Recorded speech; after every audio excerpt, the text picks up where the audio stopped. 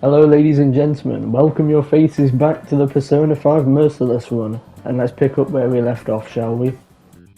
In the last episode we paid 100,000 yen for this ladies only fans, just for it to be some sort of shit healing crystal.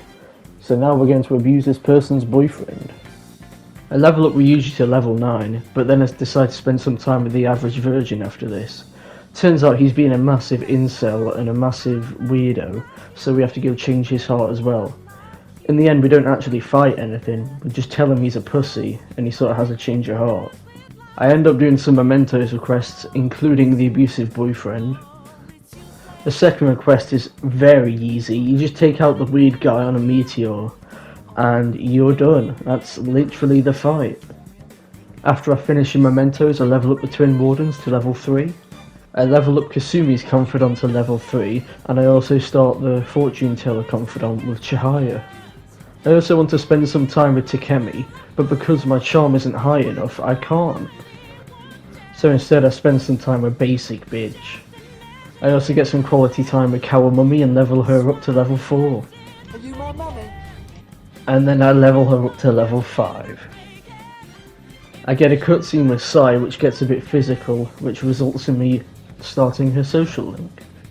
We all decide to have a group study session, but unknown to us, a ginger girl is listening to our conversation.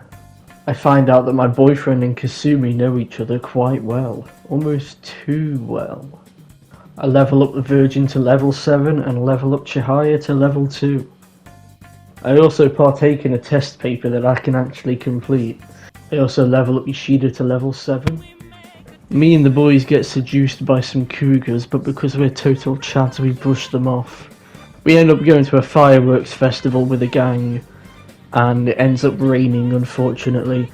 But at the end of the festival you see the totally not important character get into a car. I then max out Ryuji's confidant, and this awakens to his ultimate persona, Satan Teisei. Anyway, I level up Akechi to level 3. We find out that a hacking company called Medjed is out to get us if we don't meet their demands. So the next thing on the agenda is to do with Medjed. Later that day at school I find out I've got a bunch of messages from an unknown person called Alibaba.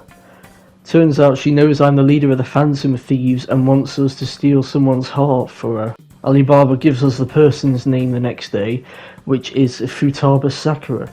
And if you remember, Sojiro's second name is Sakura, so things do not add up.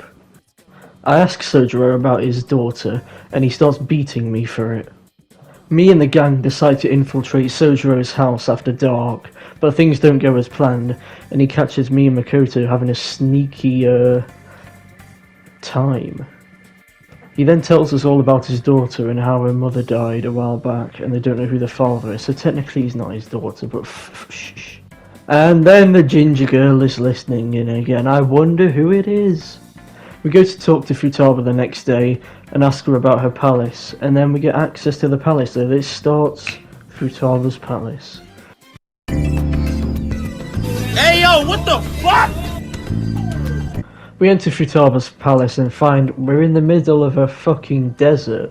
We then get the stereotypical anime scene where boy pervs on girl and boy gets destroyed by woman. And there's plenty more of these, so eat your heart out. We find out that Futaba's palace is a massive pyramid in the middle of the desert, and I'm beginning to feel like Indiana Jones. We then meet Futaba's shadow, which is a bit strange. We go back to the real world, but Futaba is haunted by visions of her mum. Back in the palace, Shadow Futaba says she'll let us into her palace if we go fetch something at the next town over for her, so that's our next job. On our first proper fight of the video, I almost get absolutely wiped by these low level creeps, but in the end I managed to rescue the team. I then take on the thief himself in a one-on-one, and it's not that difficult. He does have a move which despairs the entire party.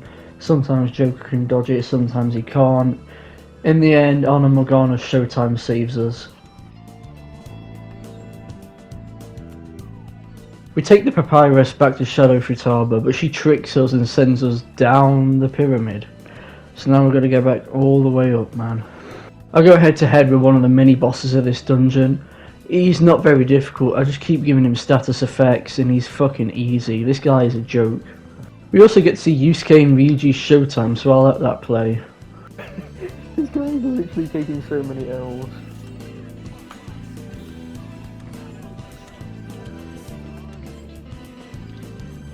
Nice. Down the count.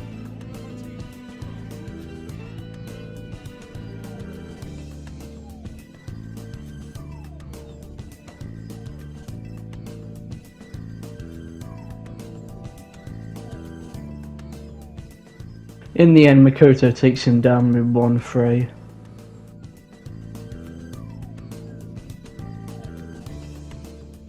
Next up is a mini boss fight against the one and the only Mott. Mott is a pain in the ass. If you've ever played Shin Megami Tensei 3, or Nocturne as it's called, you'll know why this guy is a pain in the ass. But luckily we don't have to deal with any of that for this game. Fortunately, he does go down pretty easy, but he does have a move that turns some of your party members into rats. And this does get a bit annoying, but it shouldn't be that difficult. In this clip, I get caught off guard by some monkeys with nuclear attacks. Oh, snowball grenades. Oh, no. I'll be back in a minute. And then the exact same thing happens again. There's enemies inside. No, no, no, no, no, no, no, no, no, no, no, no, no.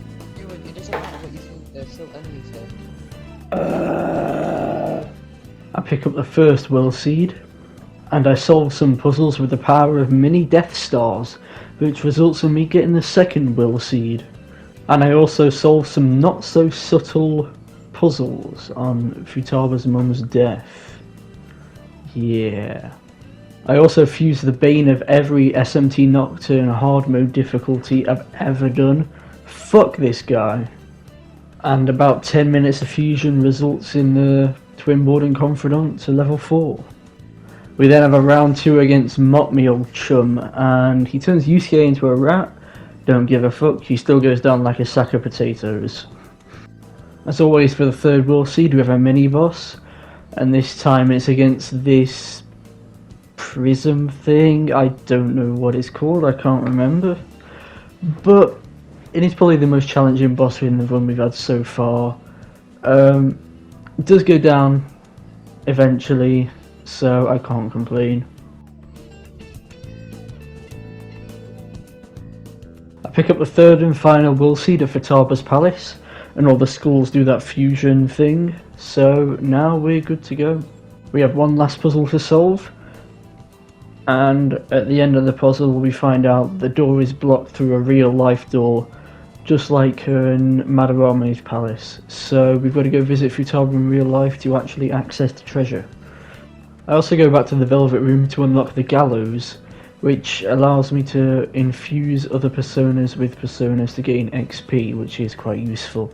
Just before the boss fight, I level up the Twin Wardens to level 5, and this is really useful because it allows us to fuse higher level personas by paying a lot of money.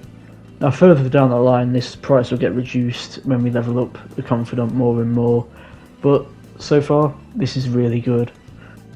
Just before the boss I do some prep with the Y by buying some new protectors, and I also buy some items at Takemi's clinic such as Revivadrins because people are going to die a lot in this fight. Futaba finally shows herself to us so we can finally open the door to get to the treasure. After we leave she reads a calling card and we're ready to steal the treasure, so let's go.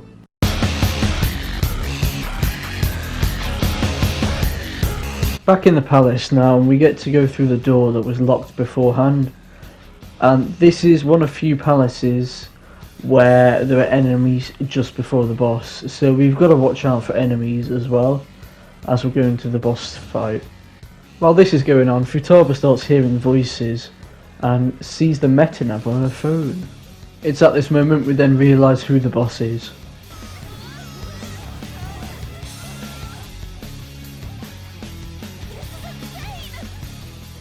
If you couldn't gather, that's Futaba's mum. She is the boss of the palace. This is because Futaba blames herself for her mother's death, and she sees her as some sort of monster, so yeah, she's the boss. Now the first stage of this boss fight is more one-sided than my sex life. Literally, on my own. But this is like scripted, so we're meant to fail, and yeah. With the power of the meta now, Futaba enters her own palace and sees her shadow self. At this moment it's all getting a bit Persona 4, so yeah. Due to plot devices, Futaba also has a persona, but it's an alien spaceship with tentacles. Ugh. So Futaba has her own persona and she sort of acts as the navigator now. During one of the many scripted battles in this fight, Futaba uses a shield to deflect the damage onto her mum. It does 2000 damage. This is a lot of damage, and it's at this point where I start to realise Merciless isn't that difficult. The strategy for this fight is to use the ballista to shoot down Wakaba, and then when she's down use physical attacks just to take her out. Joker is also using Shiki Oji for the third boss fight in a row, and Shiki Oji is a fucking beast at repelling physical attacks, so this fight is very, very easy. She also has an attack that can cause stun on some of the party members, and if she attacks with wind attacks while a character has that stun ailment active, they're instantly killed.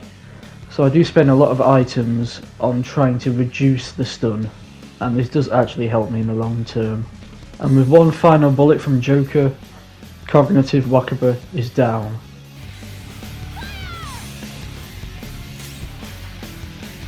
Nah. Fuck it.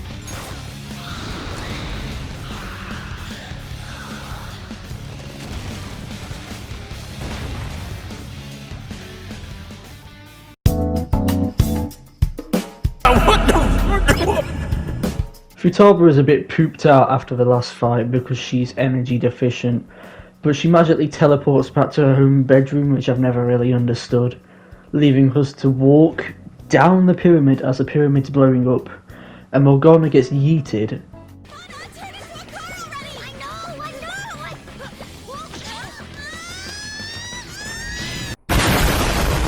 Back at home we find Futaba, who's absolutely destroyed on a front gate? Is that a front gate? I have no idea, but anyway, Takemi takes care of her and it turns out she's just tired, so she has to sleep for 30 fucking days.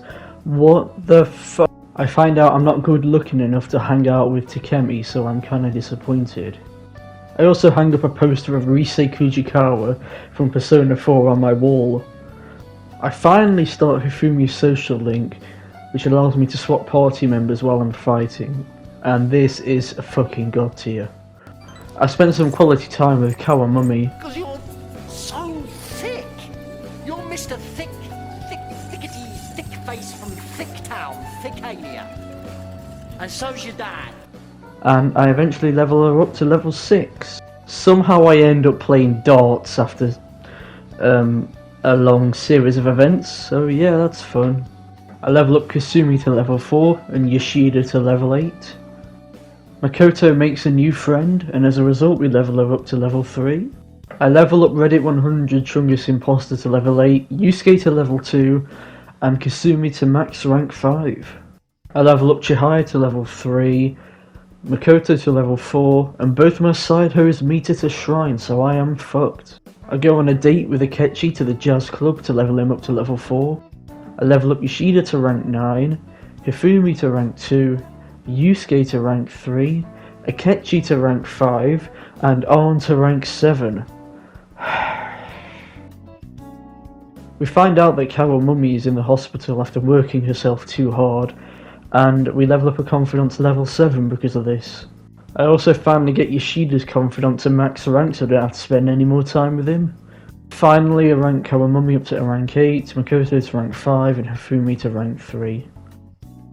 And that's the end of the video. If you did enjoy, please leave a like, subscribe, all that shit, and I'll see you in the next one when we take on the torture that is Okumura's palace. So wish me luck.